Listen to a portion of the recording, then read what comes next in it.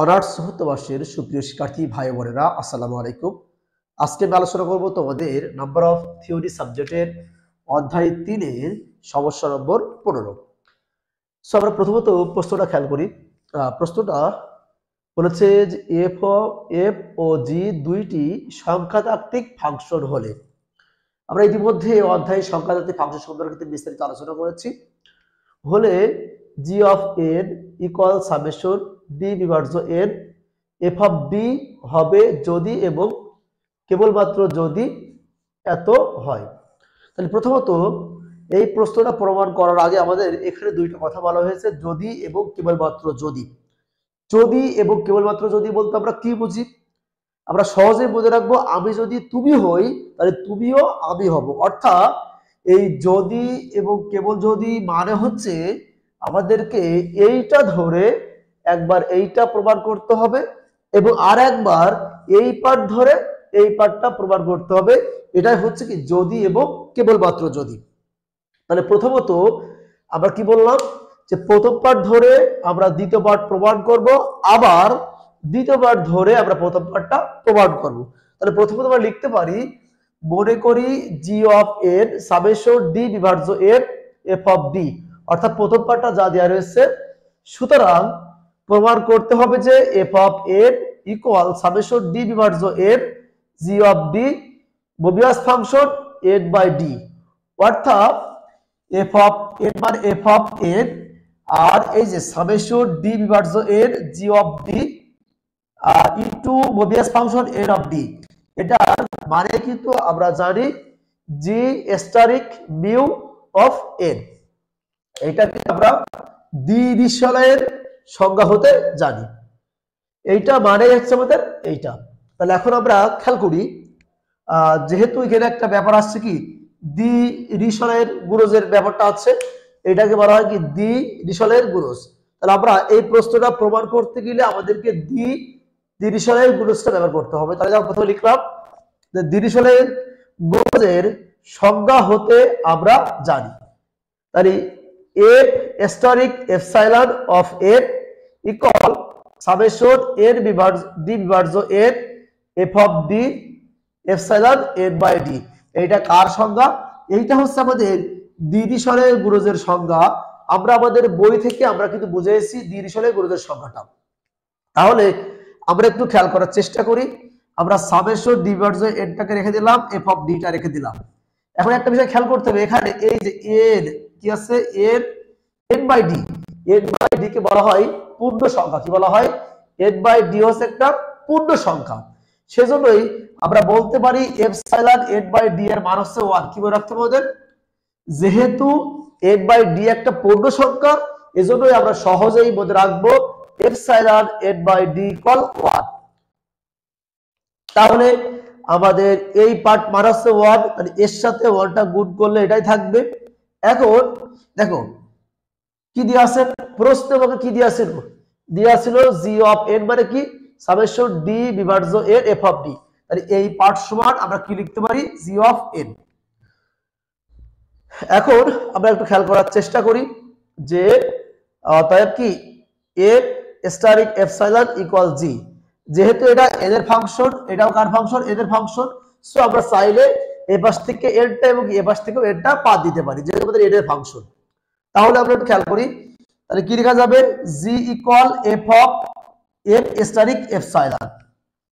এখন আমরা লিখতে পারি জি স্টারিক মোবিয়াস ফাংশন, মানে আমরা সহজেই মনে রাখি, ঝামেলা পাকাবো না।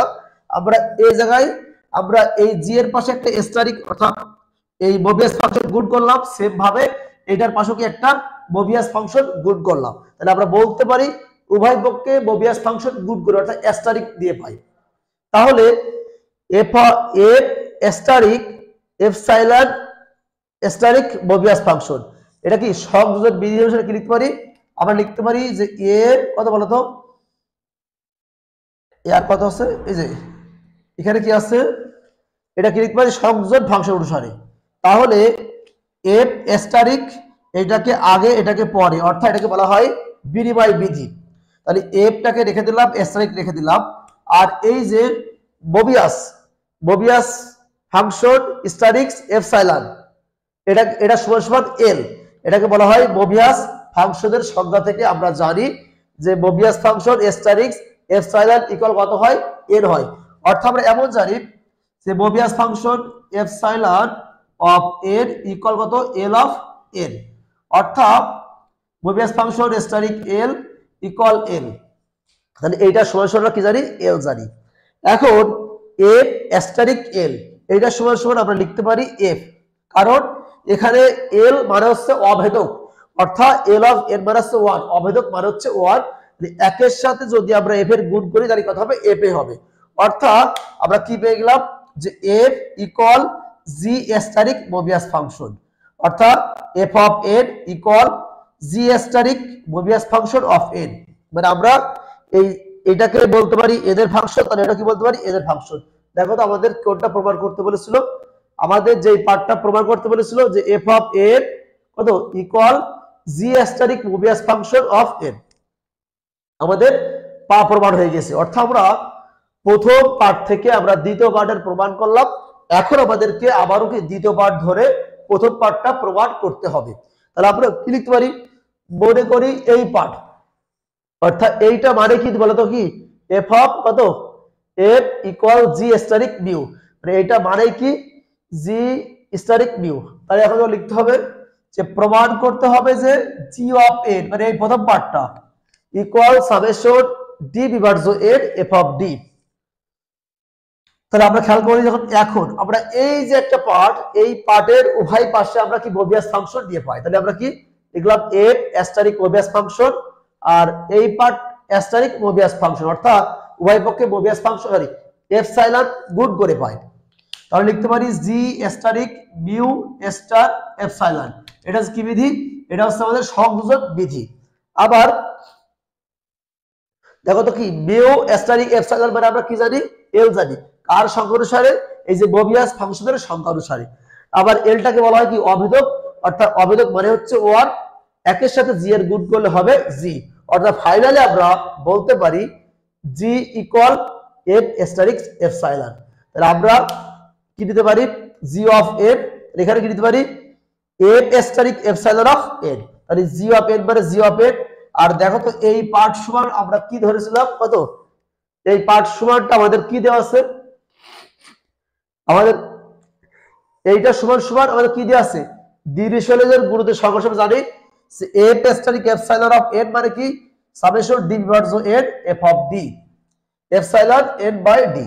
এই যে তাহলে আমরা সামেশন ডি বিভাজ্য এন এফ অফ ডি রাখতে পারি, কারণ এই এন বাই ডি হচ্ছে একটা পূর্ণ সংখ্যা, অর্থাৎ এপসাইলন এন বাই ডি মানে হচ্ছে ওয়ান, অর্থাৎ এটাই কিন্তু আমাদের কি প্রথম পার্ট প্রমাণ হয়ে গেছে। সো আমার মনে হয় ক্লাসটি শুরু থেকে শেষ পর্যন্ত করলে পারা সম্ভব। আমাদের তুহিন পাবলিকেশন বইয়ে কিন্তু এটা এভাবে করা নাই, আমরা এটা অন্য বইতে কালেক্ট করে করাইছি। সো তোমরা এই প্রশ্নটাই প্র্যাকটিস করবা, কারণ এটা একটা সহজ পদ্ধতি। সো আজকের এই পর্যন্তই, দেখা হবে পরবর্তী ক্লাসে। সবাইকে আসসালামু আলাইকুম।